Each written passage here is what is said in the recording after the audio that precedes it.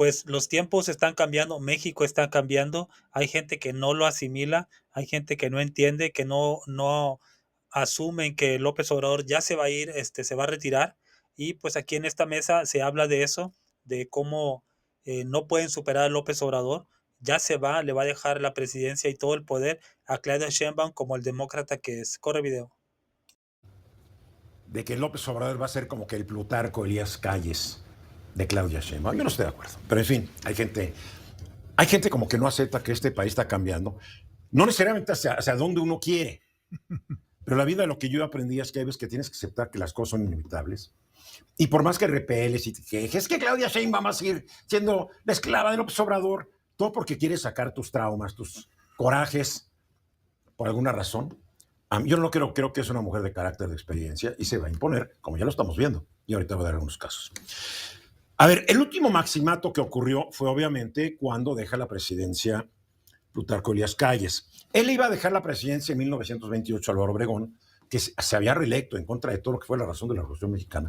Pero en el restaurante La Bombilla, que está en el Parque La Bombilla, ahí en Insurgente Sur de la Ciudad de México, pues llegó alguien y le dio de balazos. La historia oficial es que le dieron 2 balazos. La historia extraoficial, de acuerdo a la autopsia, es que le dispararon como desde 7 pistolas diferentes. Entonces, como decían, ¿quién mató a Álvaro Obregón? Decían, cállese, cállese, como calles, ¿no? Porque tal vez calles... A través de la madre Conchita. Sí, porque calles, porque el plan es de que se fueran repartiendo cada 4 años el botín, pero que como que Calles dijo, Álvaro Obregón ahí me va a hacer algo, porque tuviera una carrera, pues, agitada, revolucionaria, un país violento, donde los enemigos los mandaban a matar. Hoy te mandan a la banca o de embajador. Bueno, entonces, cuando se tiene que ir Plutarco Elías Calles, pues se habían matado al presidente electo, entonces ponen un sustituto, que era Emilio Portes Gil. ¿Y qué le deja Calles a Portes Gil? Le deja la guerra cristera, que tiene que tratar de resolver más o menos, y más o menos la resuelve en Portes Gil, que costó decenas de miles de muertos. Después llega Pascual Ortiz Rubio, que Nopalito, que hereda la turbulencia política que había dejado la guerra cristera. Lo tratan de matar en 1932 y renuncia a la presidencia, entonces entra otro sustituto, que fue Abelardo Rodríguez. O sea, esos 4 años, de 28 a 32, fue el maximato donde mandaba Plutarco Elías Calles y 3 presidentes que heredaron toda la turbulencia que dejó Calles, hasta que llegó Lázaro Cárdenas en 1934, trata de recomponer un poco el desorden. 2 años después de la presidencia, llegan a la casa de Elías Calles en Cuernavaca, donde lo agarran leyendo Mein Kampf de Hitler. Le dicen, tenemos órdenes de llevar al aeropuerto, usted se va del país. ¿Cómo? Y va para afuera. Y se acabó el maximato. Lázaro Cárdenas, con su expropiación petrolera, pues también dejó una gran división en el país entre conservadores y liberales, entre la clase empresarial, los demás. Y esto es lo que tuvo que heredar Manuel Ávila Camacho, que más o menos calmó las aguas. Manuel Ávila Camacho se fue y más o menos estaba reformando al país hasta que llega un raterazo que se llamó Miguel Alemán en 1946. Fue uno de los gobiernos más corruptos que ha dejado y deja el país en una crisis política y económica terrible. La hereda el cargo en 52 Adolfo Ruiz Cortines, que más o menos también otra vez empieza a calmar las aguas. No sacó la corrupción, pero calmó el país. Llega el señor Díaz Ordaz, López Mateos. López Mateos era un presidente muy simpático, pero ya se empezaba a notar que el sistema político mexicano se estaba deshaciendo. Hubo mucha represión con el señor López Mateos, médicos ferrocarrileros, mucha represión, gente de la cárcel, etc. Él se va y le deja el sistema político desgastado a Gustavo Díaz Ordaz, y llega en 64, 4 años después el sistema hace crisis con el movimiento estudiantil, había habido ya otros movimientos también, y pum, Tlatelolco. Llega Echeverría, más o menos empieza a calmar el asunto, empieza a gastar como loco para tenernos a todos quietos, gasta tanto que deja el país quebrado, y le deja una herencia de una crisis política y económica terrible a José López Portillo. Y los halcones. Pero eso ya era parte de las crisis, ¿no? Llega López Portillo en 76, aprovecha que los precios del petróleo se van para arriba, México es rico, hay que administrar la abundancia, y administra tan mala abundancia que también deja el país en una quiebra, y le deja el país quebrado a Miguel de la Madrid. Miguel de la Madrid llega, ¿y qué le deja al país cuando él se va? Un escándalo político, porque quedó en el aire de que había impuesto a un candidato impopular que era Carlos Salinas de Gortari y que se había cometido un fraude electoral terrible contra Cuauhtémoc Cárdenas. Bueno, está Carlos Cedillo que llega en el 94 y hereda una economía que estaba sujetada en alfileres, porque igual sería muy genial Carlos Salinas, pero deja una economía sujeta en alfileres, y Cedillo pues le quita los alfileres y a todos nos llevó el diablo. Entonces va él, crea una gran recesión económica, se va él y deja las condiciones extraordinarias para que saquemos al PRI de los Pinos, lleva a Vicente Fox otra vez empieza a calmar las cosas, no puede acabar con el problema de desigualdad que es crónico en nuestro país, se va, le deja el país con cierta desigualdad, pero tranquilo, y llega el chaparrito de Calderón y para validarse, porque perdió por estrecho margen, pues le declara la guerra contra el narco sin que el país estuviera preparado y seguimos pagando las consecuencias de la estupidez de Calderón. Calderón le deja un país violentísimo y llega Peña Nieto, que no puede con la violencia, pero sí puede con la corrupción, y es otro gobierno súper corrupto. Llega Andrés Manuel López Obrador, tampoco puede con la violencia, no puede con la corrupción, y ahí está. Y ya se...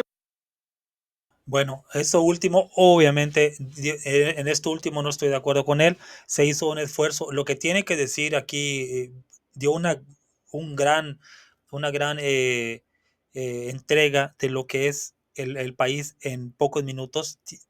Tuvo toda la razón en todo lo que dijo, pero sí hay que poner contexto, porque él puso contexto a todo. Y en el sexenio de López Obrador tenía que haber dicho una cosa: la clase política, o sea, Morena lleva 10 años. Él recibió un país quebrado, hundido en la desigualdad, la pobreza, la corrupción y todo lo que le quieras añadir. Y él tenía que haber dicho eso. Él simplemente se remitió a decir no pudo, no pudo. O sea, entonces con el periódico abajo del brazo dice no pudo y simplemente no pudo. Cualquier persona que no conozca el país puede decir, pues no pudo, porque así lo dijo Ruiz Gili, pero no, hay contexto. Recibió un país que había sido gobernado por una clase política eh, que no podías distinguir quién eran los rojos y los azules, eran igual de corruptos, igual de malos. Entonces se cansaron, como bien dice, de sexenio tras sexenio, se cansaron de quebrar el país, de rematarlo, de hipotecarlo, de orinarse en la Constitución y crearon esa desigualdad espantosa de la que está hablando. Llega Calderón, llegan presidentes, López Mateos exactamente, crearon muchísimas cosas, claro, reprimieron, pues era la dictadura perfecta de la cual habla Vargas Llosa y tenía razón, pero tienes que poner contexto. Yo soy obradorista, yo soy de izquierda, soy maderista, cardenista, juarista. Tiene razón cuando dice, y soy hidalguista, porque casi no se dice eso. ¿Qué es hidalguista? Poner a México primero, poner a México primero, 100 años antes que Cárdenas, lo puso primero cuando dijo, nos rompemos de España porque México es de los mexicanos. Y hay mucho panista ahí, tataranieto de los que trajeron a Maximiliano de Europa, que todavía ponen a España primero, ¿eh? Ojo. Entonces, hay que ser hidalguista, hay que ser cardenista. Tiene razón, cuando Cárdenas se va, se crea una enorme división, por eso se funda el PAN. Y esas clases de historia te las da Obrador en la mañanera. Antes no había forma. Nadie quería entrevistar a López Obrador, un maestro de la historia. Y él nos dijo, se divide en conservadores y progresistas del país desde que el inicio de los tiempos, desde que los hombres salieron de las cuevas, siempre ha habido conservadores y progresistas. Entonces, tiene que dar ese contexto de que López Obrador recibió un país asquerosamente desigual, que lo crearon esos gobiernos de los que tanto él está hablando, este señor Ruiz Gili desde la revolución. Entonces, te pongo de ejemplo Chalco. Todos estos miserables en Twitter están culpando a Delfina Gómez, que acaba de llegar literal el año pasado, y dicen, mira, vota, disfruta lo votado, acaba de llegar, y no están dando contexto. Si fueran gente bien nacida dirían, Delfina es responsable, de acuerdo, porque es gobernadora del Estado de México, pero el contexto es, contexto que no dio Ruiz Gili, el contexto es que ha habido desde 1929 gobernadores priistas que no pudieron arreglar el Estado de México. Y ahora quieren que Delfina lo arregle. Y aquí también Ruiz Gili pues dice que le va a entregar a Claudia un país violento y desigual y corrupto, no sé qué quiso decir ahí.